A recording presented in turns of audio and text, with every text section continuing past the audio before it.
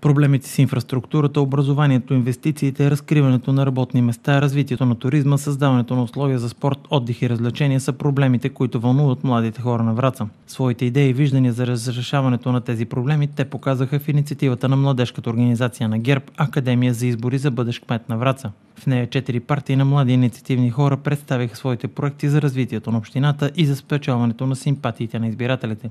Специално изборно жури начело с кандидата за кмет на община Враца, издигнат от ГЕРБ Петя Аврамова, заедно с публиката задаваше въпроси на кандидатите и дискутираше развитието на града. Най-много гласове след представяне на платформите си спечели независимата Европейска младежка асоциация Бъдеще и нейният кандидат Росен Иванов. Изберете ни, за да разрешим вашите и нашите проблеми.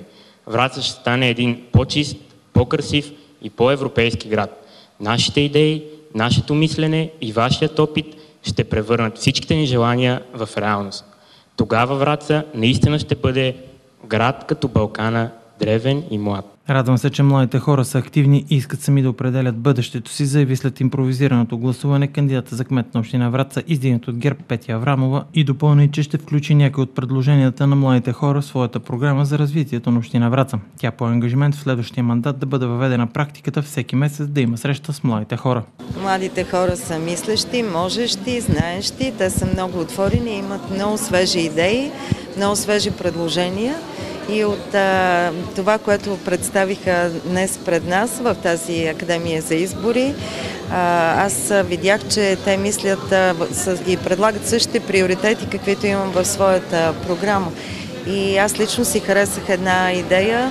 Това е идеята за изграждане на ледена площадка в град Враца и тази тяхна идея ще бъде включена в моята програма. Младите хора, някои от които на тези избори ще гласуват за първи път в живота си, получиха указания от Общинската избирателна комисия за начина на гласуване, как се попълва бюлетината и какви документи са необходими за учениците или студентите, които ще гласуват в града, в който учат.